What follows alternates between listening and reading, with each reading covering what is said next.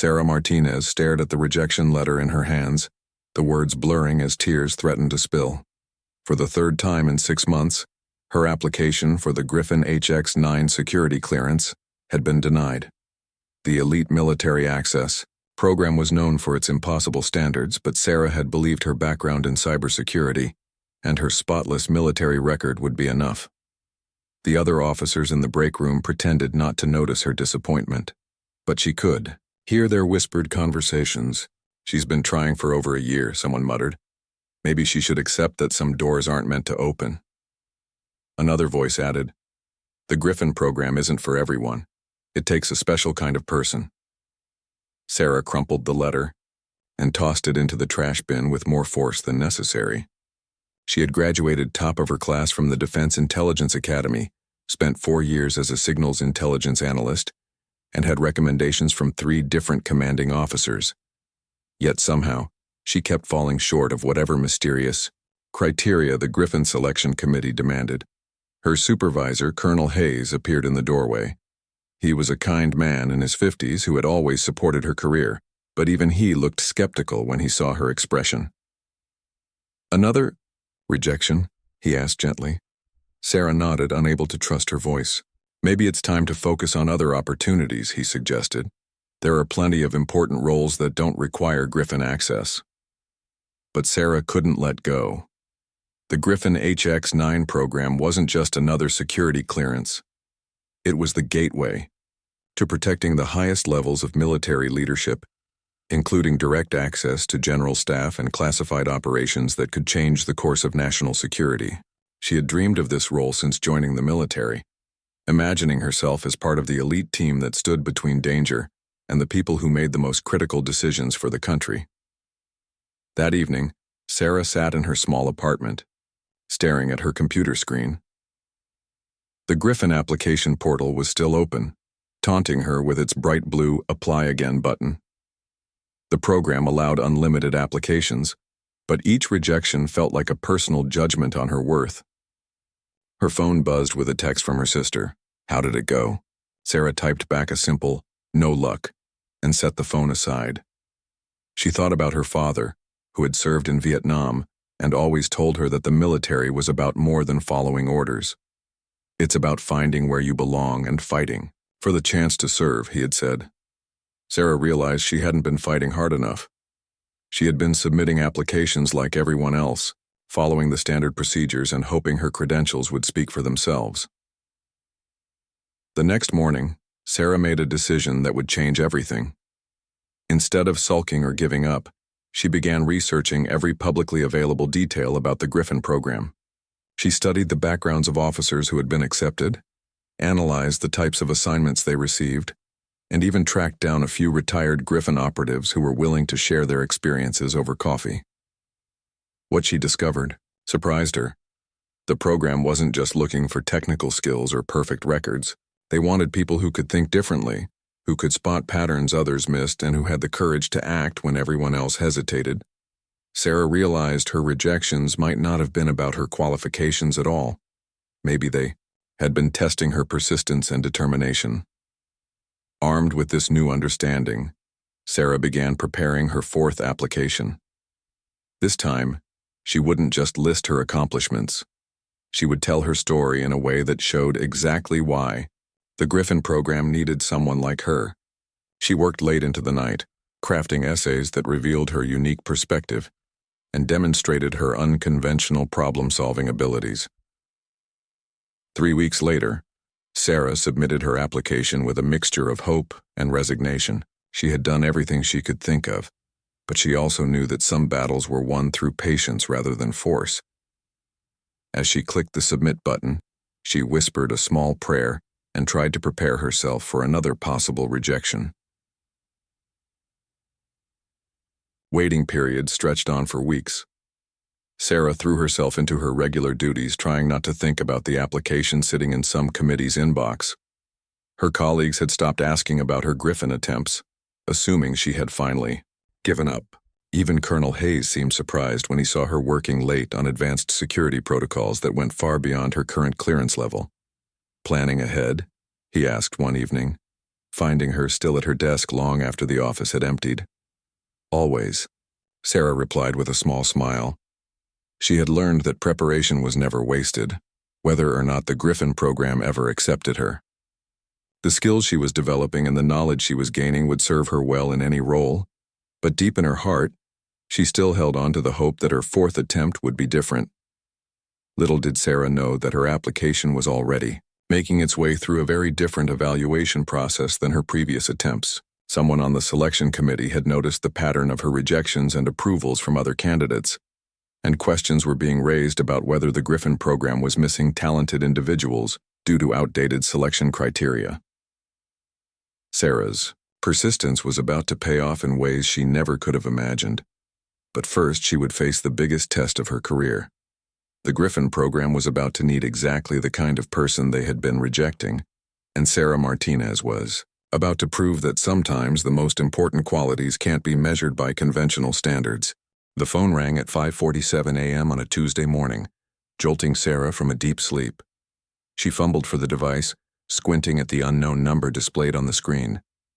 Military personnel learned early to answer unknown calls promptly, as they often carried urgent orders or emergency situations. "Lieutenant Martinez?"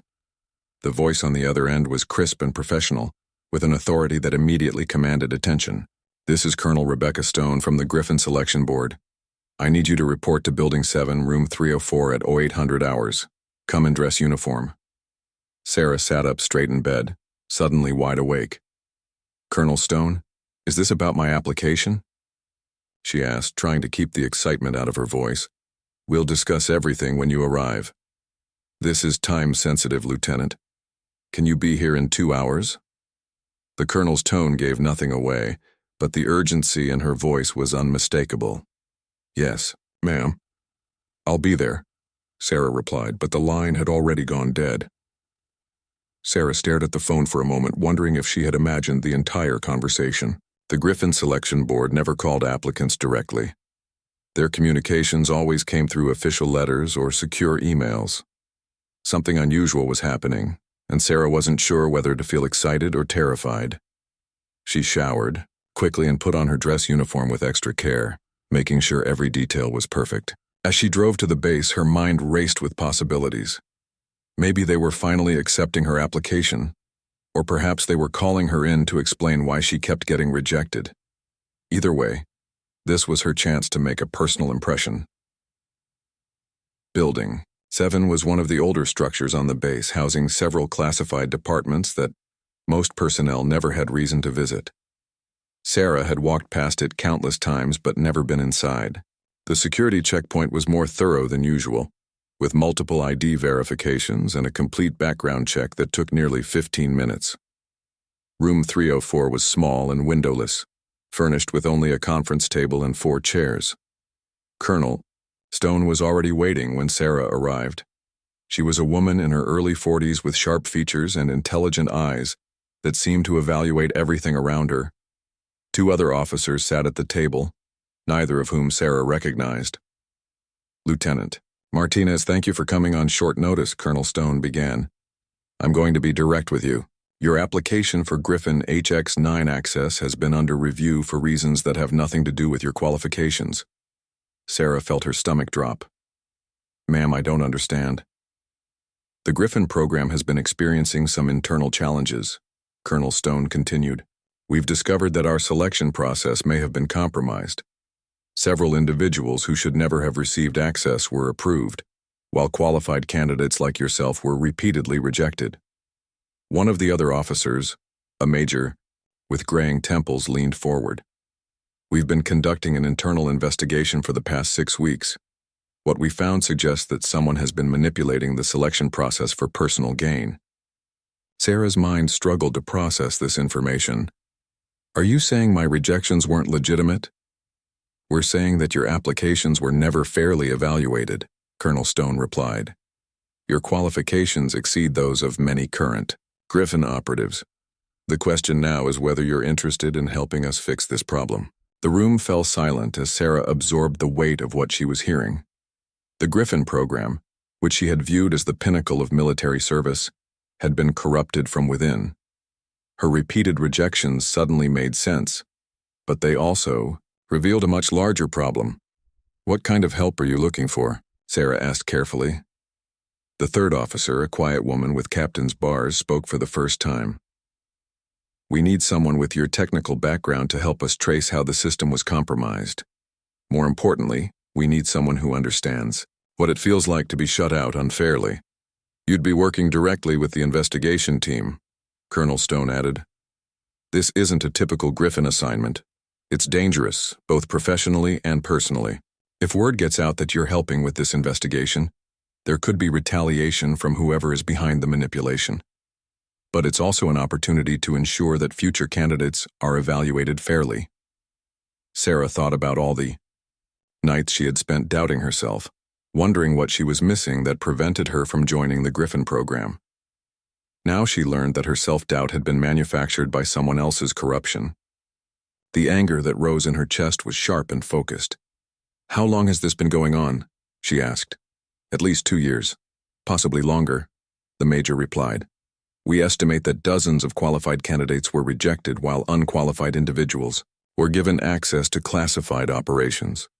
Some of those operations may have been compromised as a result. The implications were staggering. National security decisions had been influenced by people who shouldn't have been in those positions, while capable officers like Sarah had been sidelined. The corruption hadn't just affected individual careers. It had potentially put the entire country at risk." "There's something else?" Colonel Stone said, her voice dropping slightly. "General Harrison, who oversees all Griffin operations, doesn't know about this investigation yet. We have reason to believe that someone close to him may be involved in the corruption. We need to gather evidence before we can approach him with our findings." Sarah realized she was being offered more than just a chance to join the Griffin program. She was being asked to help expose a conspiracy that reached into the highest levels of military leadership. It was exactly the kind of challenge she had always hoped for, but it came with risks she had never imagined. "When would I start?" she asked, already knowing what her answer would be. Colonel Stone smiled for the first time since Sarah had entered the room. "Your temporary Griffin clearance is already being processed. You'll be officially part of the investigation team by tomorrow morning. But, Lieutenant, once you accept this assignment, there's no backing out. You'll be committed to seeing it through, regardless of where the evidence leads us." Sarah thought about her father's words about finding where you belong and fighting for the chance to serve. This wasn't the path to the Griffin program she had imagined, but it felt like exactly where she was meant to be. "I accept," she said, without hesitation. The 3 officers exchanged glances, and Sarah caught a hint of relief in their expressions. Colonel Stone reached into a briefcase beside her chair and pulled out a thick folder marked with security classifications Sarah had never seen before. "Then welcome to Operation Clean Sweep, Lieutenant. Your real work begins now." Sarah's first day as a Griffin operative felt surreal.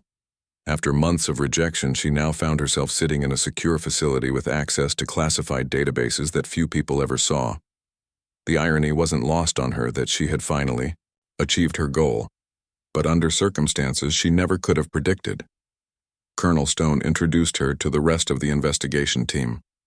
There was Major Phillips, a veteran investigator with 20 years of experience in military intelligence, and Captain Chen, a computer forensics expert who had discovered the first signs of the selection process manipulation. Together, they had been quietly building a case for 2 months. "The corruption runs deeper than we initially thought," Major Phillips explained as he spread files across the conference table. "We've identified at least 12 individuals who received Griffin access despite failing basic security requirements. Some had financial problems, others had questionable personal relationships, and a few had criminal backgrounds that should have disqualified them immediately." Sarah studied the files, recognizing some of the names from her time at various bases. "How did they get through the screening process?" she asked. Captain Chen pulled up a series of computer records on her laptop. "Someone with high-level access has been altering application files after the initial review. Rejection letters were being generated for qualified candidates, while approval letters went out to people who should never have passed the first round of evaluation. The manipulation was sophisticated," Colonel Stone added. Whoever did this understood the system well enough to make the changes look legitimate. They even created fake documentation to support the fraudulent approvals. Sarah felt a chill as she realized the scope of the conspiracy. How many qualified people were rejected because of this? We're still counting, but we estimate at least 40 candidates over the past 2 years. Major Phillips replied grimly. That represents a significant loss of talent and capability for the Griffin program. As Sarah dove deeper into the investigation, she began to understand why she had been chosen for this role. Her technical background in cybersecurity allowed her to trace digital fingerprints that others might miss, while her personal experience with rejection gave her insight into how the corruption had affected individual lives. The team worked in shifts around the clock, carefully documenting evidence while trying not to alert whoever was behind the scheme. Sarah found herself working late into the night, cross-referencing application records with security databases and financial reports. The pattern that emerged was both clear and disturbing. "Look at this," Sarah said during a team meeting on her 3rd day. She had discovered that many of the fraudulently approved candidates had one thing in common. They had all been recommended by the same person. Colonel Marcus Webb has personally endorsed 15 of the questionable approvals. Colonel Stone leaned forward with interest. Webb serves on the Griffin selection board. He would have the access needed to alter the records. But why would he do it? Captain Chen asked. What's his motivation? Major Phillips had been quietly reviewing Webb's personnel file. Financial problems, he said slowly. His wife has been battling cancer for the past 3 years. The medical bills would be enormous, even with military insurance. Sarah felt a pang of sympathy for Webb's situation, but it didn't excuse what he had done. If he's been taking money to approve unqualified candidates, he's put national security at risk for personal gain. The team spent the next several days building an airtight case against Webb. They traced financial transactions that showed suspicious payments into accounts linked to his family. They documented the pattern of his recommendations and how they correlated with the manipulated application records. Most damning of all, they found encrypted communications between Webb and several individuals who had received fraudulent approvals. But as they prepared to present their findings, Sarah made a discovery that changed everything. While reviewing the latest batch of communication intercepts, she noticed something that made her blood run cold. "Colonel Stone," she said urgently, "I need you to see this immediately." The encrypted message she had decoded was brief, but terrifying. Harrison. Suspects. Move to Phase 2. Eliminate the investigation team if necessary. The room fell silent as the implications sank in. Not only was General Harrison, the head of Griffin operations, not involved in the corruption, but he was apparently close to discovering it on his own.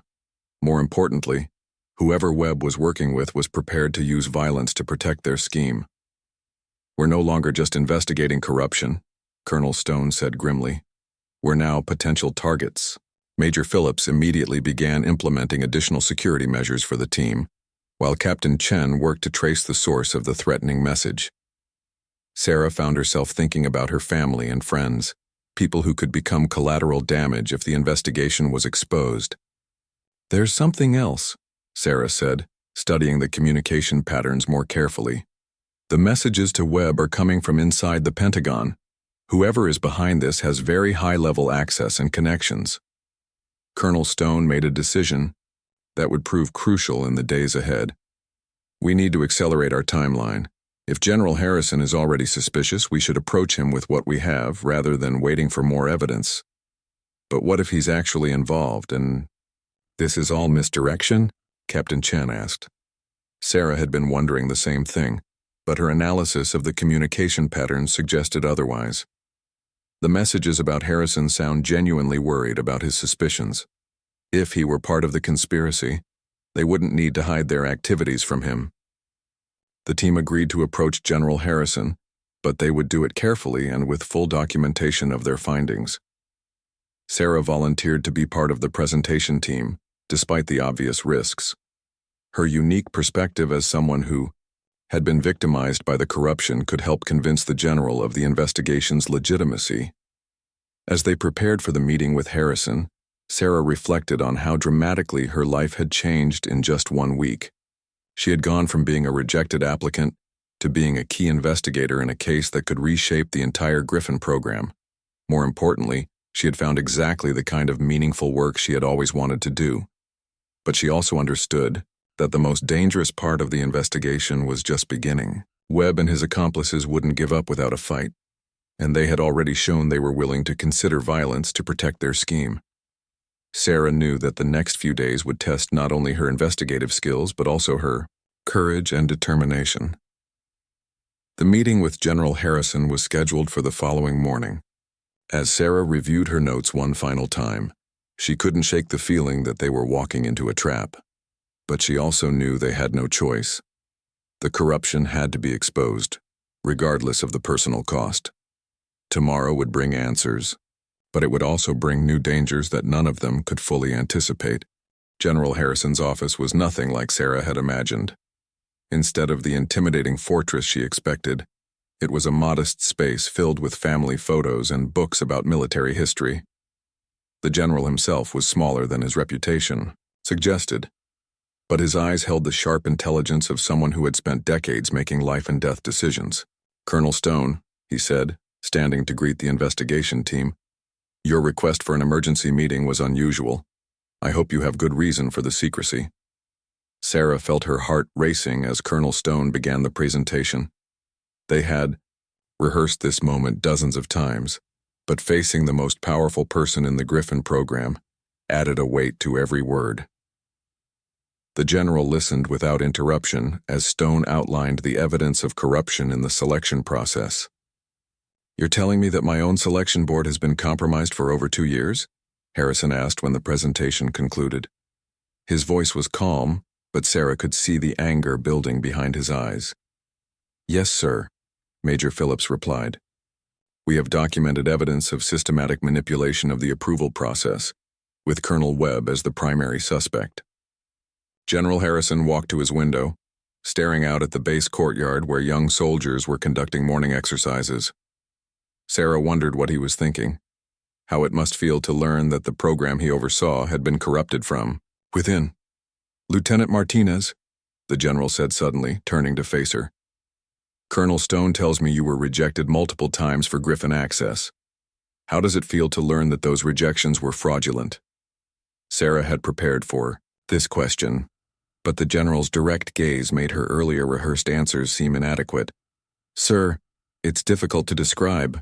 Part of me feels vindicated, but mostly I'm angry that so many qualified people were denied the chance to serve, while unqualified individuals were put in positions where they could compromise national security." Harrison nodded approvingly. "That's exactly the right answer. Personal grievances are less important than the mission." He returned to his desk and picked up a thick folder. "I've been conducting my own quiet investigation for the past month. Your evidence confirms suspicions I've had about several recent Griffin appointments." Sarah exchanged glances with the other team members. Their decision to trust Harrison appeared to have been correct, but the general's next words surprised everyone in the room. "What you don't know is that Colonel Webb approached me 3 weeks ago. He wanted to confess his involvement in the corruption scheme, but he claimed he was being blackmailed by someone with even higher authority." The room fell silent as the implications of this revelation sank in. Webb wasn't the mastermind behind the corruption. He was another victim of a larger conspiracy. "Who was blackmailing him?" Colonel Stone asked. He wouldn't say. Webb was terrified, claimed that his family would be harmed if he revealed the identity of his handler, but he did provide me with some documentation that supports your findings.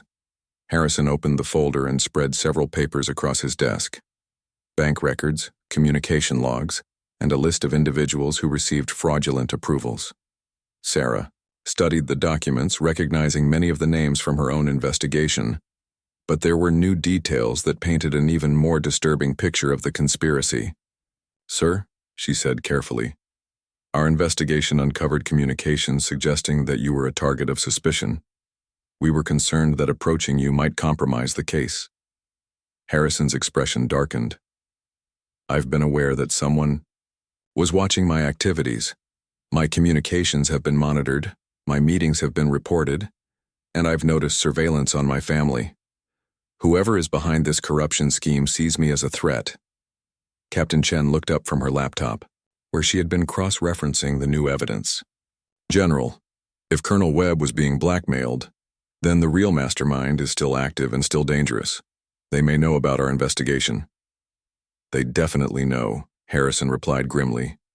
"Yesterday, I received a message warning me to stop asking questions about the Griffin selection process. The threat was subtle but unmistakable." Major Phillips shifted uncomfortably in his chair. "Sir, if you're being threatened and we're continuing this investigation, we're all at risk. Maybe we should involve outside law enforcement." "Absolutely not," Harrison said firmly. "This corruption reaches high enough into the Pentagon that we can't be sure who to trust. We handle this internally, quietly and completely." Sarah found herself speaking before she fully realized what she was saying. "General, what if we use the corruption against itself? If the real mastermind thinks they can manipulate the Griffin system, maybe we can set a trap." Harrison studied her with new interest. "Explain your thinking, Lieutenant. We know they're watching you and they know about Colonel Webb's involvement. What if we feed them false information to make them think they're still in control while we gather evidence of their real identity?" Colonel Stone looked skeptical. "That's extremely dangerous. If we're wrong about who we can trust, we could expose our entire investigation." But General Harrison was nodding slowly. "It's risky, but it might be our best option. Lieutenant Martinez, you have a strategic mind. What kind of trap did you have in mind?"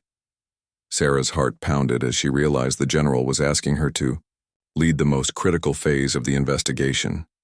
"We stage a fake conflict between you and Colonel Webb. Make it look like you're pressuring him to reveal his accomplices, but actually have him feed false information to his handlers. Meanwhile, we monitor all communications to identify who's really giving the orders." "That could work," Captain Chen said, warming to the idea. "I can set up monitoring equipment to track all incoming and outgoing communications from Webb's location." Major Phillips remained cautious.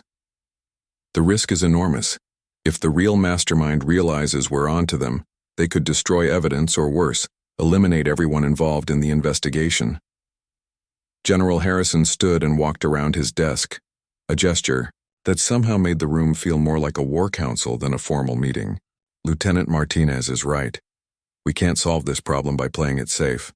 The corruption has been going on too long and has compromised too many operations." He looked directly at Sarah. "I'm putting you in charge of planning and executing this operation. You understand the Griffin system from an outsider's perspective, and you've proven you can think strategically under pressure." Sarah felt a mixture of honor and terror at the responsibility being placed on her. "Sir, I won't let you down." "I know you won't," Harrison replied. "Because if this operation fails, it won't just be our careers at stake. National security has been compromised by this corruption, and people may have died as a result of unqualified individuals having access to classified operations." As the team began planning the details of their trap, Sarah realized that her journey from rejected applicant to lead investigator was about to face its ultimate test. The next phase of the operation would require her to outthink and outmaneuver someone who had successfully manipulated the military's most secure systems for years. But for the first time since receiving her first rejection letter, Sarah felt completely confident in her abilities. She had found her place in the Griffin program after all, just not in the way she had ever imagined. The plan Sarah devised was elegant in its simplicity, but terrifying in its implications. Colonel Webb would stage a heated confrontation with General Harrison, making it appear that he was being pressured to reveal his accomplices. During this fake argument, Webb would secretly communicate false information to his handlers, claiming that Harrison was close to exposing the entire conspiracy. "The key is making it believable," Sarah explained to the team during their final planning session. "Webb's handlers have to think they're getting genuine intelligence about our investigation, when actually they're being fed exactly what we want them to know." Colonel Stone looked concerned. "What if Webb can't pull this off?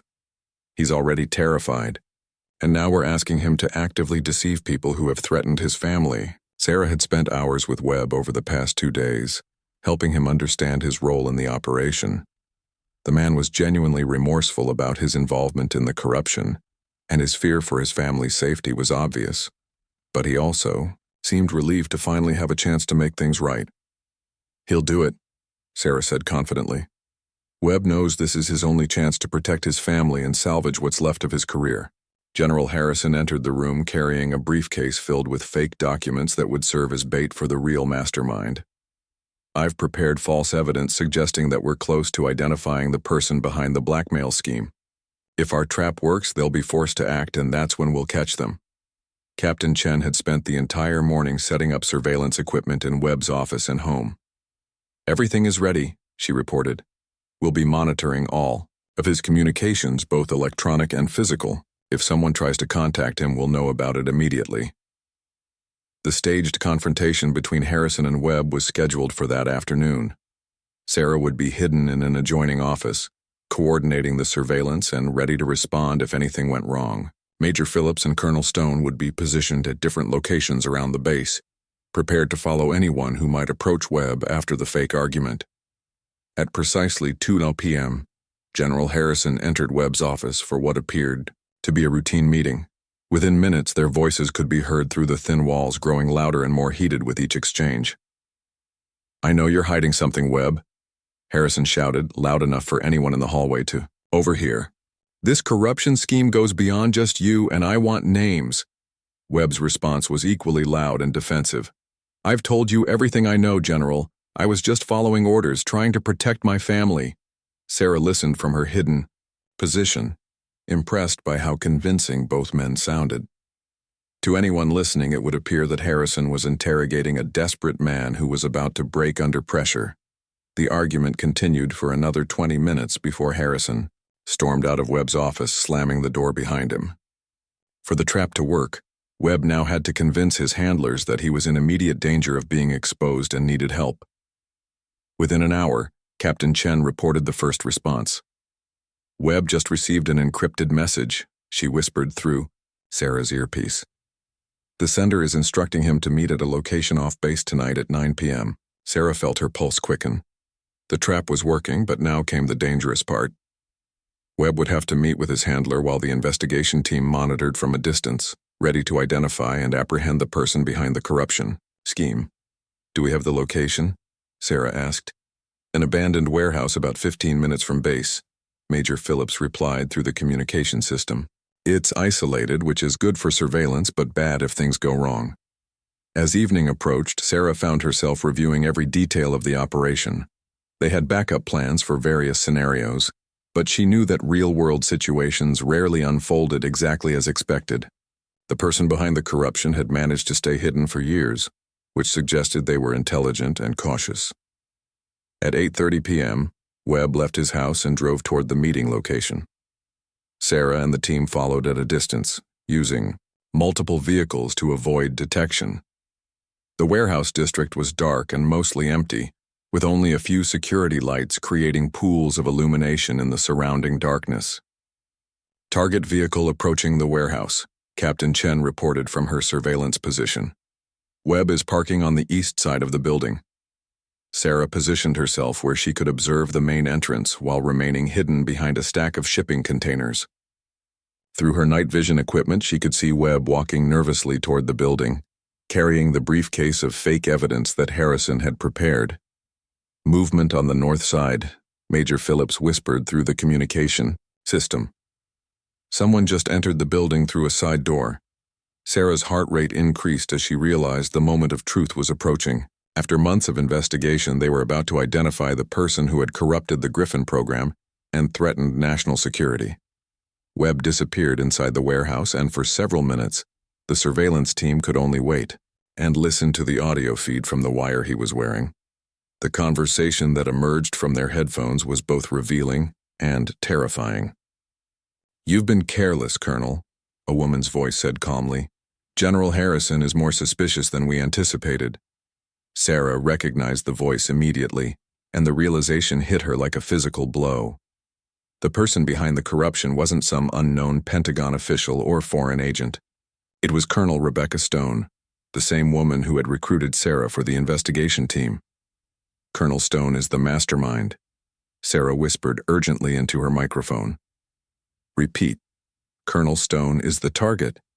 She's inside the building with Webb. The implications were staggering.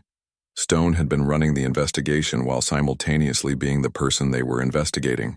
She had access to all their evidence, knew all their plans, and had been manipulating the operation from the beginning. All units converge on the warehouse, Major Phillips ordered. We need to apprehend Stone before she realizes we know her identity. But as Sarah moved toward the building, she heard Stone's voice through Webb's wire becoming more menacing. I think General Harrison has been getting help with his investigation, Colonel. Someone with technical skills and a personal grudge against the Griffin program. Sarah realized with growing horror that Stone was talking about her.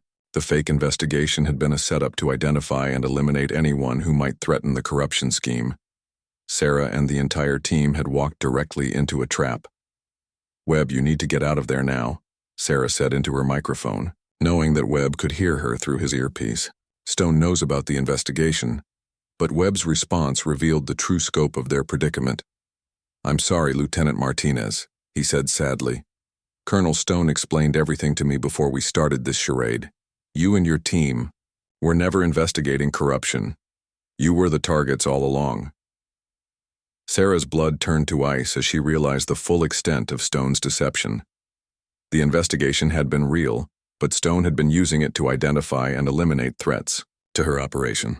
Now Sarah and the team were trapped in an isolated location with a person who had already demonstrated she was willing to kill to protect her secrets. As armed figures began emerging from the shadows around the warehouse, Sarah knew the most dangerous part of her Griffin experience was just beginning. Sarah's mind raced as armed figures closed in around the warehouse. Colonel Stone's elaborate deception had put the entire investigation team in mortal danger, but Sarah refused to accept that their mission was over. Years of rejection and doubt had taught her to find solutions when others saw only problems. Major Phillips, Captain Chen, she whispered into her microphone. Stone doesn't know that General Harrison isn't with us. He's our ace in the hole, but only if we can stay alive long enough for him to realize what's happening. Through her earpiece, she could hear Stone continuing her conversation with Webb inside the warehouse. The beauty of this operation, Stone was saying, is that everyone will believe the investigation team died trying to apprehend dangerous corruption suspects. Their deaths will actually strengthen my position. Sarah realized that Stone had planned to eliminate them from the moment she recruited Sarah for the team. The investigation had been real, but it was designed to identify threats to Stone's operation, rather than expose corruption. Webb's confession to General Harrison had been orchestrated to flush out anyone who might be investigating independently. We need to turn this around, Sarah said quietly. Stone thinks she's eliminated the threat, but she doesn't know that Harrison has been conducting his own investigation. If we can get evidence to him, he can bring in outside help. Major Phillips responded grimly through the communication system. Sarah, we're outnumbered and outgunned. I count at least 6 armed individuals surrounding the building. How do you propose we get out of here alive? Sarah studied the warehouse layout, remembering her technical training and the countless hours she had spent analyzing security vulnerabilities. The building has an old storm drainage system that connects to the main base infrastructure. If we can reach the tunnels, we can get word to General Harrison. Captain Chen's voice was tense but determined. The drainage access is on the south side of the building, but we'd have to cross open ground to reach it. That's a lot of exposure.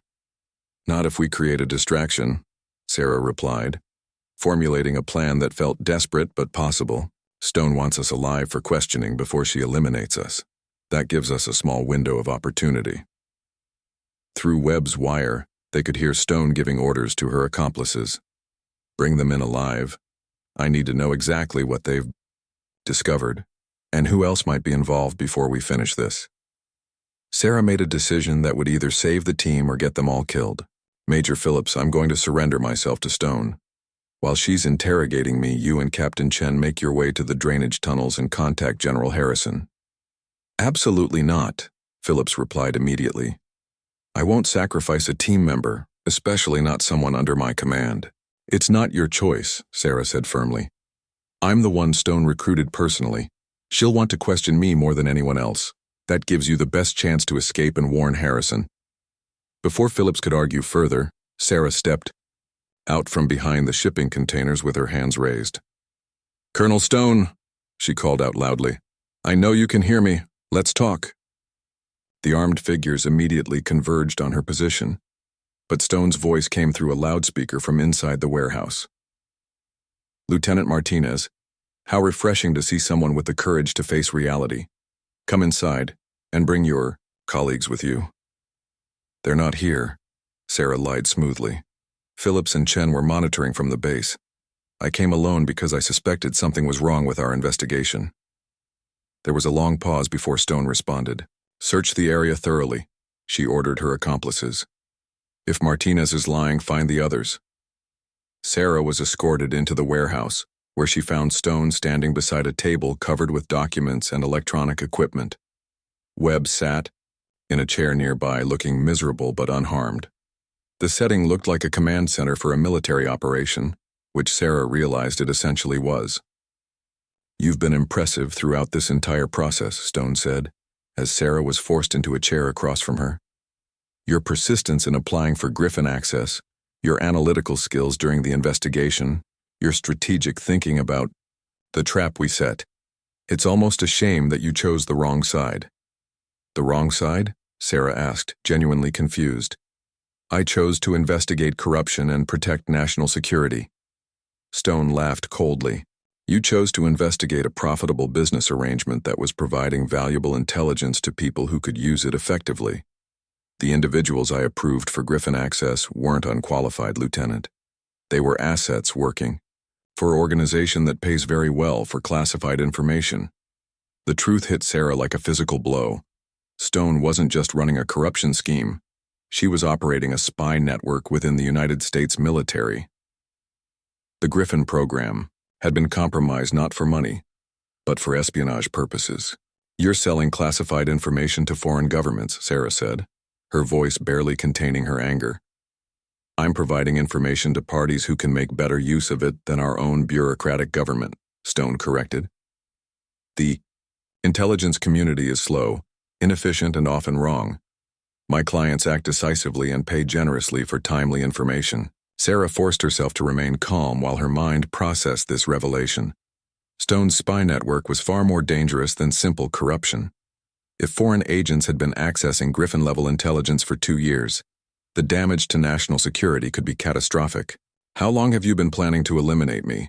Sarah asked, trying to buy time for Phillips and Chen to reach the drainage tunnels. "Since the day I recruited you," Stone replied matter-of-factly. "Your rejection letters were my idea, designed to create exactly the kind of resentment and determination that would make you perfect for this operation.